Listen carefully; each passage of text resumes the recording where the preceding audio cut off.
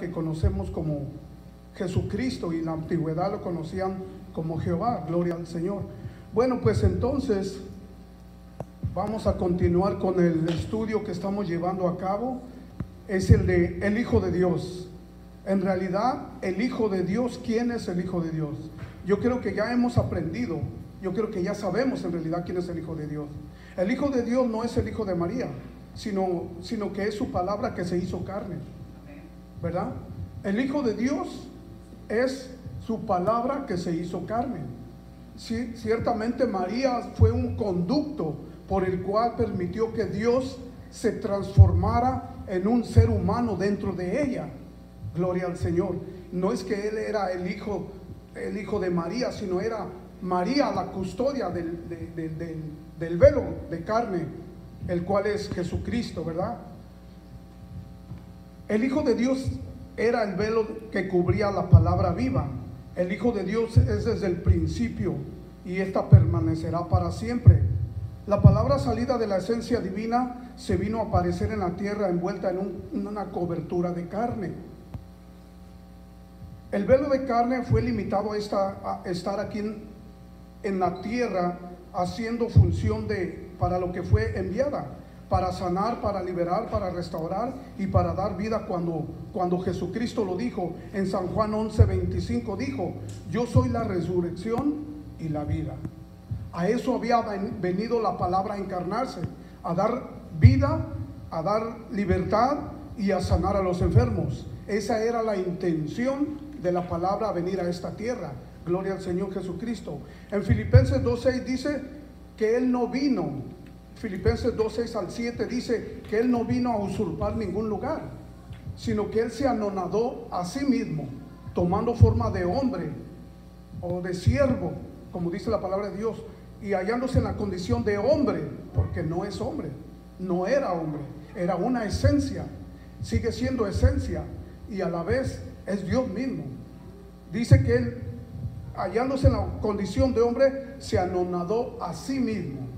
Se anonadó quiere decir que se bajó Él a sí mismo, no que había otro Dios arriba. Dice que no tuvo por usurpación ser igual a Dios. Como dije, no es que había otro Dios.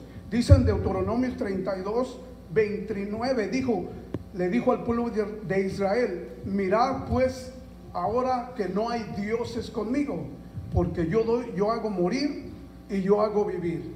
Entonces quiere decir que Jesucristo se adjudica ese mismo poder que dijo Jehová en la antigüedad al pueblo de Israel, ¿verdad? Entonces la palabra de Dios, la que permanece para siempre, vino a hacerse carne. Esa carne es el cuerpo de Jesucristo, como ya lo dijimos, cubierto. Ese cuerpo de carne cubría la esencia divina aquí en esta tierra. Porque si la esencia divina se viene completamente a aparecerse en este planeta, lo destruye definitivamente. Lo destruye porque Él es más brillante que el sol, más brillante que las estrellas, ¿verdad? Y bueno, yo creo que hay mucho que explicar, hay mucho que aprender, y pues yo creo que vamos a seguir adelante con estos temas porque son de mucha bendición y mucha riqueza espiritual para nuestras almas. Y yo creo que así va a pasar un hermano a continuar con esta enseñanza, el hermano Lezama, para que nos explique un poco más de lo que el Señor le ha dado, que nos enseñe más de lo que el Señor le guardó en su corazón. Gloria al Señor. Y espero que se sigan gozando, hermanos. El Señor les bendiga. Gracias, hermano.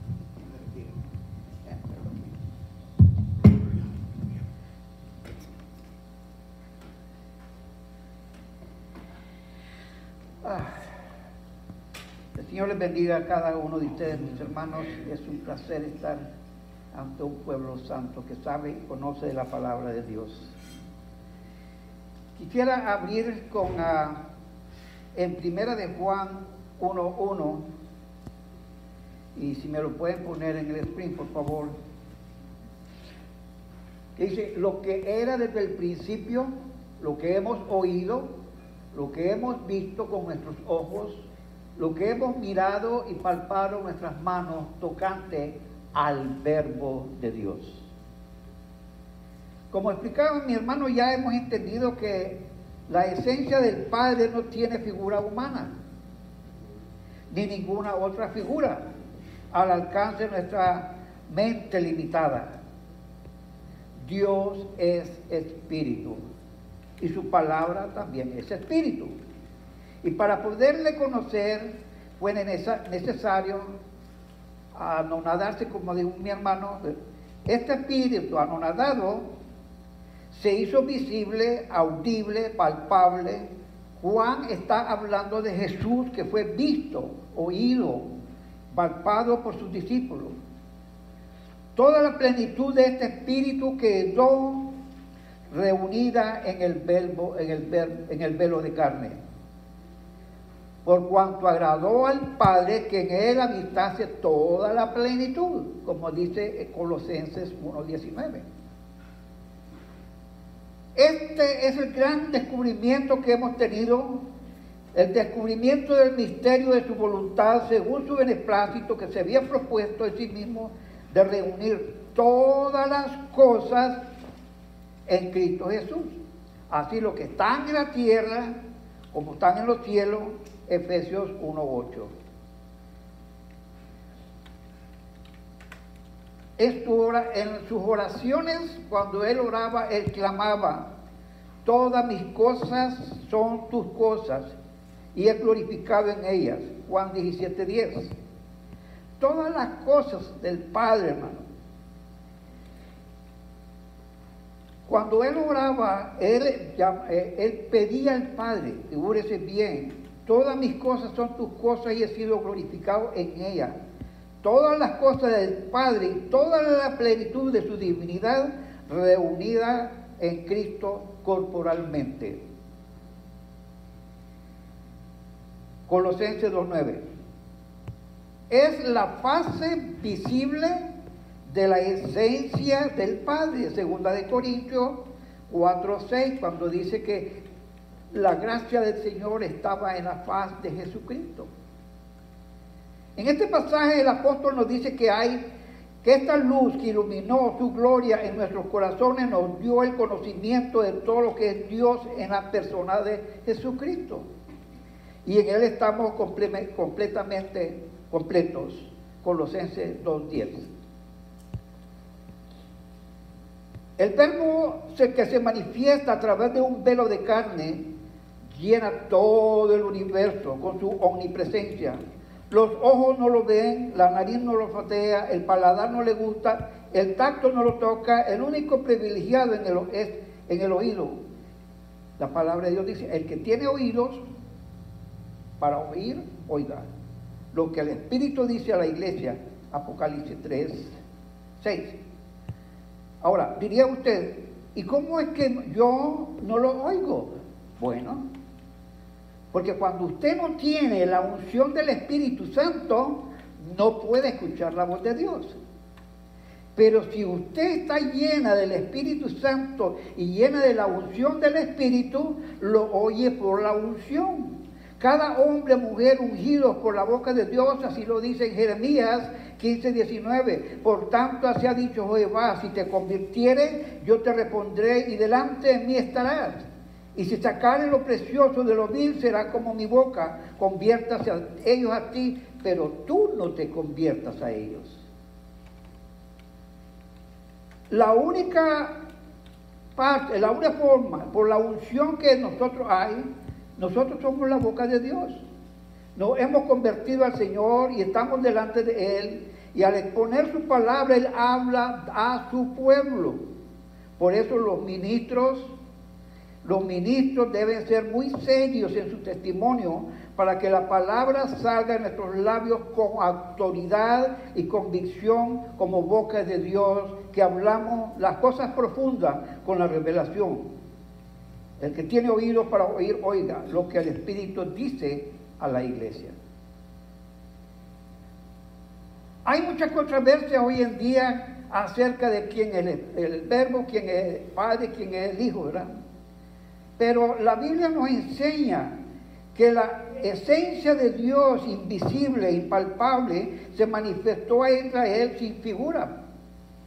Oíste la voz de sus palabras, mas excepción de oír la voz, ninguna figura viste. Deuteronomio 4:12. El verbo, siendo espíritu, es omnipresente y llena todo el espacio etéreo, llegando al oído de su creación angelical, espacial y terrestre. En el Salmo 19:1 dice que los cielos cuentan la gloria de Dios y la expansión denuncia la obra de sus manos. Fíjense bien, hermanos, el verbo divino trasciende por todos los cielos y por toda la expansión etérea. Su voz se oye y dice, y tronó en los cielos Jehová, y el Altísimo dio su voz. Salmo 18:13. Voz de Jehová y potencia, voz de Jehová con gloria. Salmo 29:4. Pongan mucha atención, hermano mío, en esto. Que esta voz de potencia y esta gloria que truena por todo el universo es el verbo que se redujo a un velo de carne. Y en esta divina reducción, la resonante y potente voz se atenuó, creciéndose perceptible a nuestro oído. Esta voz está en Cristo y pasa a nosotros por la unción. Esta voz tronadora es de toda la expansión de los cielos. Y no hay oído que pueda resistirla. En Hebreos 12:9 dice, la cual los que la oyeron rogaron que no se les hablara más. Le decían a Moisés, habla tú con nosotros, que nosotros oiremos, mas no hable Dios con nosotros porque muramos. Éxodo 20:19. Esta voz que se atenuó cuando se hizo carne, esta voz es voz de fortaleza, como dice el Salmo 68:33. Toda potestad me es dada, dijo la voz de fortaleza, Mateo 28:18.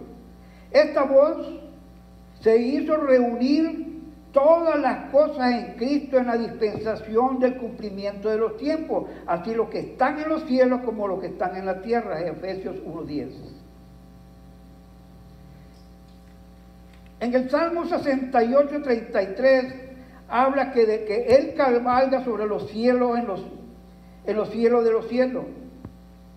Cuando habla que Él cabalga en los cielos de los cielos, no se le debe figurar como un jinete ordinario que cabalga sobre todos los cielos. Esto significa que es una expansión, soberanía y dominio sobre todo el universo. Este verbo que cabalga sobre los cielos de los cielos se anonadó a sí mismo tomando forma, porque Él no lo tenía, Él era espíritu.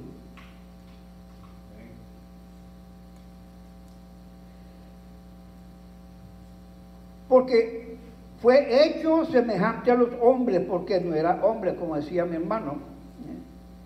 Bien, en Filipenses 2:7 dice, tomó forma de siervo en sumisión y obediencia, fue hecho semejante a los hombres con las mismas pasiones, expuesto a las mismas tentaciones, según Hebreos 4:15.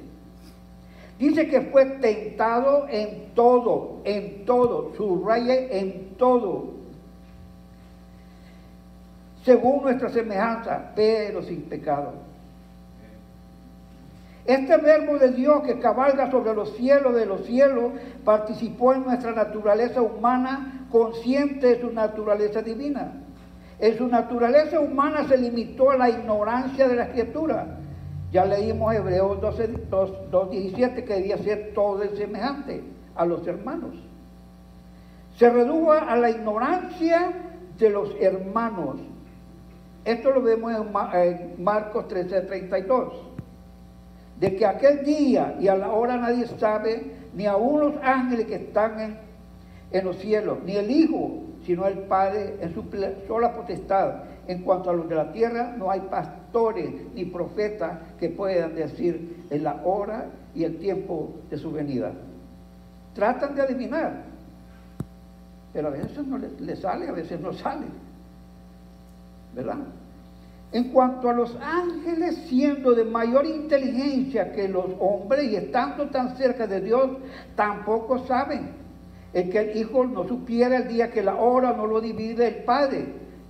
Esta ignorancia, hermanos, denota más bien su condición de hombre. El Verbo, siendo luz inaccesible, se hizo luz de los hombres, siendo la voz tronadora, se hizo voz apercibible. Él, siendo omnisciente, se redujo a la ignorancia humana. Y tuvo que crecer, como dice la Biblia, en sabiduría, tuvo sed, tuvo hambre, tuvo cansancio, tuvo sueño, tuvo tristeza, tuvo dolor, tuvo alegría, impaciencia, tentaciones y todas las debilidades que el cuerpo humano tiene, él las tuvo como hombre. Pero fue resistente a todos esos sentimientos. Cuando tuvo sed, no fue borracho. Cuando tuvo hambre, no fue glotón. Cuando tuvo sueño, no se quedó de brazos dormidos. Cuando tuvo dolor, sufrió con resignación. Cuando sintió tristeza, se retiraba a orar. Algunas veces sintió impaciencia y reprendió justamente cuando dijo: mi casa de oración es, y vosotros la habéis hecho cueva de ladrones. Agarró el mecatito y empezó a darle a los que estaban ahí en el mercado. A su amado y querido apóstol Pedro le dijo: quítate de mí, Satanás, me eres escándalo. A su pequeña congregación le dijo: generación infiel y torcida, ¿hasta cuándo tengo que estar con vosotros? ¿Hasta cuándo tengo que sufrir por vosotros? El Verbo de Dios en su cuerpo humano lo limitaba el cerebro en ese cuerpo. En esta limitación estaba sujeto a sus 5 sentidos. Aquí está el misterio. Y aquí está el misterioso Verbo salido de la esencia divina, el omnisciente. Verbo creciendo en sabiduría y en gracia. El Verbo de Dios no fue ese niño milagroso que pintan los escritores de la mitología griega o de la mitología, cuando dicen que el niño Jesús hacía lodo, lo tiraba y que salía un pajarito volando. Eso es parte de una mentira y parte de la mitología que ellos inventaban. Sí, amén. Jesús en su adolescencia y en su niñez nunca fue milagroso, nunca, sino hasta que se entregó. Figúrense bien, hermano. Y aquí eso me quedó a mí. Cuando yo leía mi Biblia, miraba esto y decía: oh Señor, esto está tremendo. Fíjese, dice, cuando Jesús nunca hizo milagros, sino como hacer los milagros, comenzó a hacer milagros hasta que su vida entregó a una entera consagración al Señor. Cuando él dice se levantaba temprano a orar, se levantaba y ayunaba. En cierta ocasión trajeron a un endemoniado y los apóstoles no pudieron hacer nada. ¿Y qué les dijo el Señor? Lo trajeron al Señor y el Señor les reprendió a la endemoniada y salió. Y los apóstoles le dijeron: Señor, porque nosotros no lo pudimos hacer. Porque este género solamente sale con oración y ayuno. Vuelvo a recalcar: Jesús nunca fue milagroso, sino hasta que se entregó a una entera consagración, a como la iglesia tiene que hacerlo, entregarse a una entera congregación. ¿Por qué? Como hombre nos dejó el ejemplo.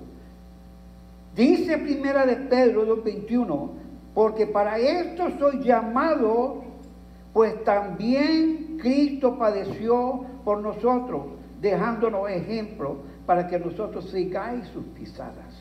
Figúrense bien, para que nosotros sigamos sus pisadas. Esto es, hermano, lo que Dios nos llama. Quiero brincarme un poquito más ahora, ¿verdad? En Juan 1:14. En Juan 1:14 dice, y aquel verbo fue hecho carne y habitó entre nosotros, y vimos su gloria, gloria como el unigénito del Padre, lleno de gracia y de verdad. Aquí Juan vuelve a decirnos que el verbo fue hecho carne y vivió entre ellos, cuando estaban ellos aquí. Este verbo mostró su gloria sanando, vivió entre ellos, estaba sanando a muchos enfermos, hablando como ningún otro había hablado. Su mayor gloria que los discípulos habían visto fue cuando se transfiguró, cuando resucitó y cuando ascendió a los cielos. Todo esto después de su consagración como hombre. Reitero que Jesús nunca fue milagroso hasta que se entregó a una entera consagración. Si Él hubiera actuado en su capacidad divina, jamás hubiéramos podido seguir sus pisadas. Porque alguien dijo, no es posible seguir a alguien que tenga ventaja sobre nosotros, no podemos. El verbo, hermano, sagrado, entró a la dimensión de los tiempos en velo de carne, para librar a los que estaban bajo el dominio del diablo caído. Así que por cuanto los hijos participaron de carne y sangre, Él también participó de lo mismo, para destruir por la muerte al que tenía el imperio de la muerte, es a saber, al diablo. Hebreos 2:14. El verbo de Dios, hecho carne, venció a la muerte y condenó al pecado de su cuerpo. La voz tronadora nos llegó atenuada en la magnífica gloria que dice 2 de Pedro 1:17. Viendo las redes sociales y viendo, como decía mi hermano, de pastores que hablen de Dios. El verbo de Dios sí es un gran misterio para la mente natural. Algunos le conocen como un ser divino salido, otro ser distinto, y lo ponen en categoría de primero y segundo en el sentido de personaje. Otros, aunque aceptan que Jesucristo es Dios, ponen al Hijo fuera de la herencia del Padre, enseñando que el Hijo no es eterno y que Dios no tuvo ningún hijo allá en el cielo. Esto es contraproducente al razonamiento bíblico, lo que la Biblia nos enseña. Esta enseñanza dice que el Hijo tuvo principio en Belén y tendrá fin después del milenio. Aquí se puede ver la interpretación de la mente natural, una mente que solo conoce al Hijo de María. El Hijo de Dios no es el que nació en Belén. El Hijo de Dios no es el Hijo de María. El Hijo de Dios se lo dijo bien claro cuando le dijo él a su madre, ¿qué tengo yo contigo, mujer? En Juan 2:4. El Hijo de Dios no tiene padre ni madre terrenal. Él no tuvo principio ni tendrá fin. Hebreos 7:3. Jesús declaró públicamente, ¿quién es mi madre y quiénes son mis hermanos? ¿Quiénes son? Son los que hacen la voluntad de mi Padre. Aquí nos enseña a hacer la diferencia entre el tabernáculo de carne que procreó el Espíritu Santo en María y el verbo de Dios, el verbo que vino de la magnífica gloria, oficiaría ese velo de carne que María procreó. Oiga esto, no se me confundan, hermano. Aún el verbo que María, fíjense bien, procreó, no principió en Belén. Su diseño ya había sido creado desde antes de la creación como el principio de todo lo creado. Así lo dice Apocalipsis 3:14. El Padre de la luz inaccesible diseñaba su imagen invisible para darnos a comprender su invisible divinidad. Hablando de esto, Pablo dice, el cual Él es la imagen del Dios invisible, el primogénito de toda criatura, Colosenses 1:15. La enseñanza que hace el Hijo, un ser temporal, cita Apocalipsis 22:13, donde dice que Jesús es el alfa y el omega, principio y fin, y el primero y el postrero. Dice que siendo el principio y el postrero, como primero tuvo que haber tenido un principio, y como postrero indica su final. Pero esta idea se desborona cuando hallamos en la Escritura que Jehová, Rey de Israel, es primero y es el postrero, Isaías 44:6. Esto demuestra la inherencia eterna del Hijo con el Padre. Ahora, ¿qué significa que el Hijo es el principio y Él es el fin? Significa que Él es el creador del principio de todas las cosas y el consumador de todo lo creado. Ahora vámonos de una forma hasta el infinito de la esencia divina. Ahí se determinó una disposición. El esquema era redimir a una especie aún no materializada. Se determinó el diseño de una imagen que presentaría visiblemente a la esencia invisible.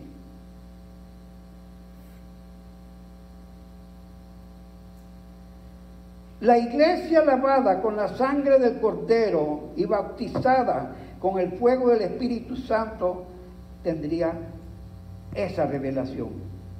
Y esa revelación no se le dieron ni a los profetas, ni a los patriarcas, ni a ninguno de los antigüedad. Se le dio a la iglesia. Porque Pablo dice, tengo que aclarar a todos cuál sea la dispensación del misterio escondido desde los siglos en Dios que creó todas las cosas, para que la multiforme sabiduría de Dios sea ahora notificada por la iglesia a los principados y potestades en los cielos, conforme a la determinación eterna que hizo en Cristo Jesús, Señor nuestro. Efesios 3:9-11. Esta determinación eterna a que se refiere el apóstol, que ha tocado a notificar el misterio escondido, es imprescindible ser lleno de la plenitud del Espíritu. Es un proceso dentro de la regeneración del ser humano. Ahora, hermano, ¿qué cosa es regeneración? Recordemos que Juan Bautista dijo, yo a la verdad os bautizo en agua para arrepentimiento, mas el que viene tras de mí, él os bautizará en Espíritu Santo y fuego.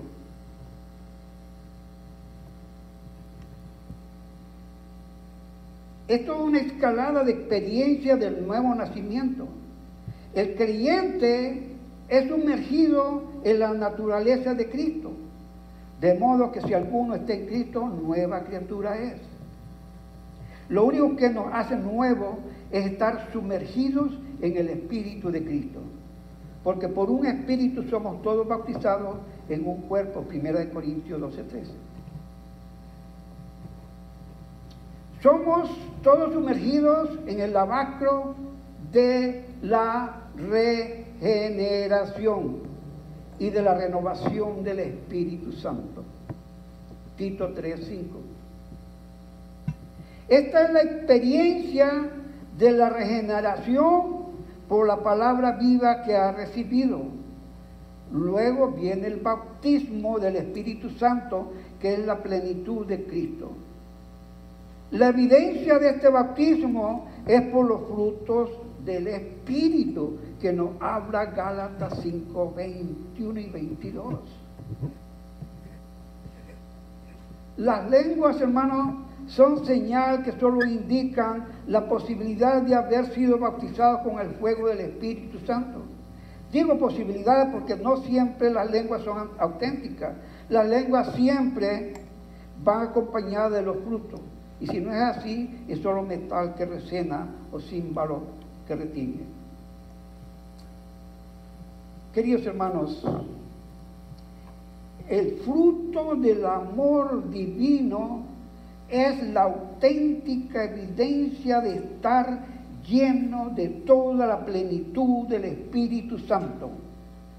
El amor divino, que la Biblia le llama caridad, brinca la barrera de lo conocido y se va a lo desconocido. Brinca la barrera del amigo y se va a amar al enemigo. Tres cosas que debemos de tener nosotros como iglesia. Es fe, esperanza y caridad. La mayor de todas es la caridad.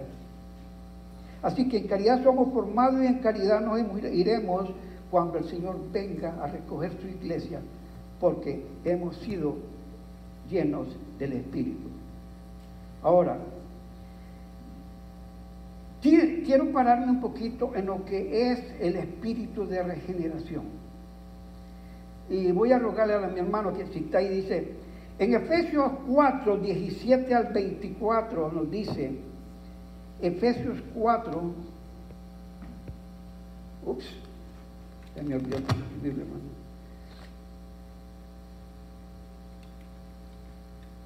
Hermano, ¿puede poner Efesios 4, 17 al 24?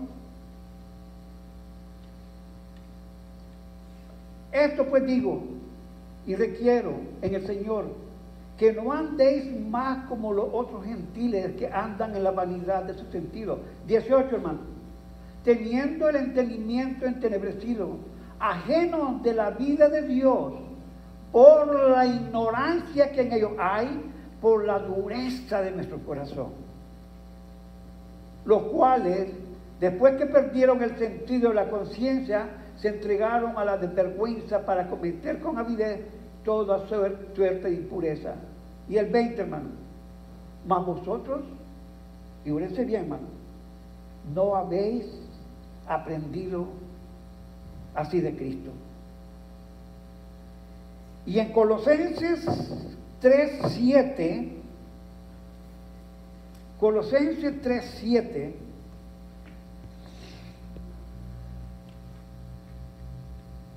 Colosenses 3:7, hermano, dice, en los cuales vosotros también anduvisteis en otro tiempo viviendo en ella. El 8, hermano. Mas ahora dejad también vosotros todas estas cosas: ira, enojo, malicia, maledicencia, torpes palabras de vuestra boca. En Romanos 1:29, hermano, por favor.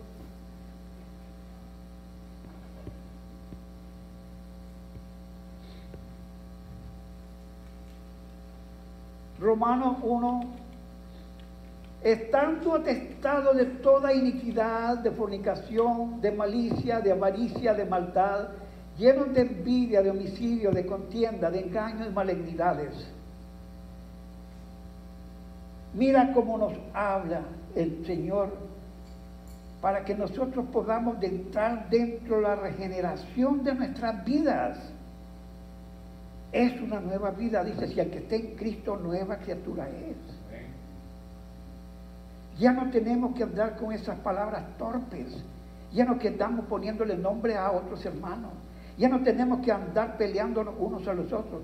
La palabra de Dios dice, amaos unos a los otros, no nos iramos unos a los otros.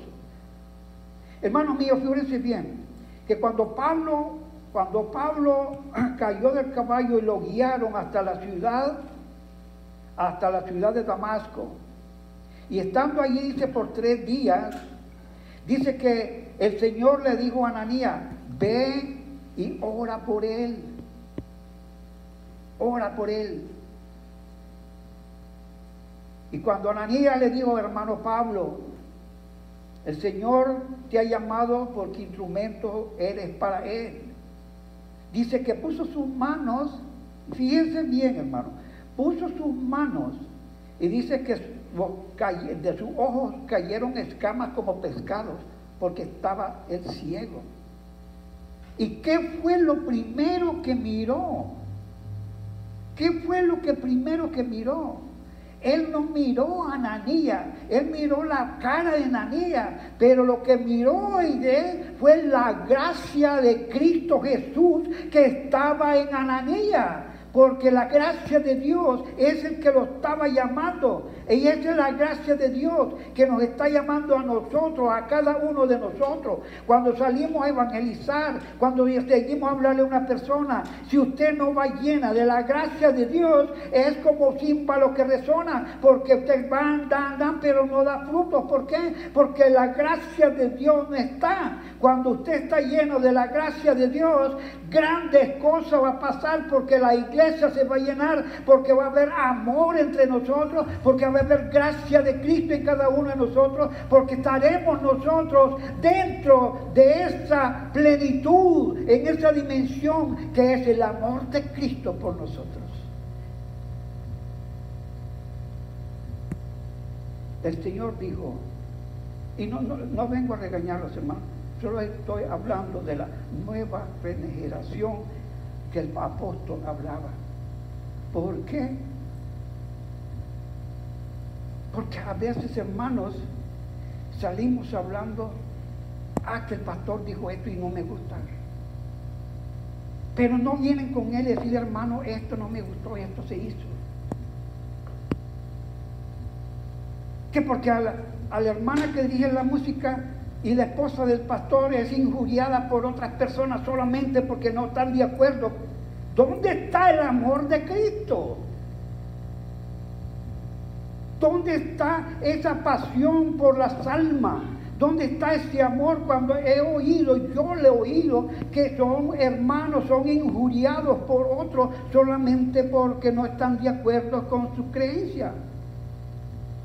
Cuando nosotros venimos, hermanos, y venimos ante la presencia de Dios, el Espíritu de Dios, la gracia de Dios, nos transforma en nuestro lenguaje, nos transforma en nuestro modo de pensar, nos transforma en nuestro modo de caminar, nos transforma en nuestra vida propia, nos transforma en todo lo necesario para que Dios pueda hacer la obra en nosotros.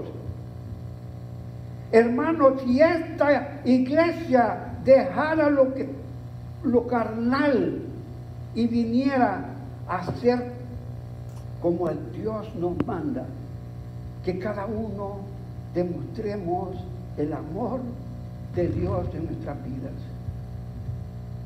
Pónganse de pie, mis hermanos. Quiero rogarles un favor, hermanos. Pónganse de pie y piense bien lo que les voy a decir, hermano. Cierren sus ojos, hermanos. Cierren sus ojos y nos vamos a transportar hasta donde está la cruz del Calvario, allí donde está Cristo crucificado. Abra sus ojos espirituales, hermano. No abra sus ojos físicos, los espirituales. Y mira, hermano, esa cruz donde está clavado el hombre, el Hijo de Dios.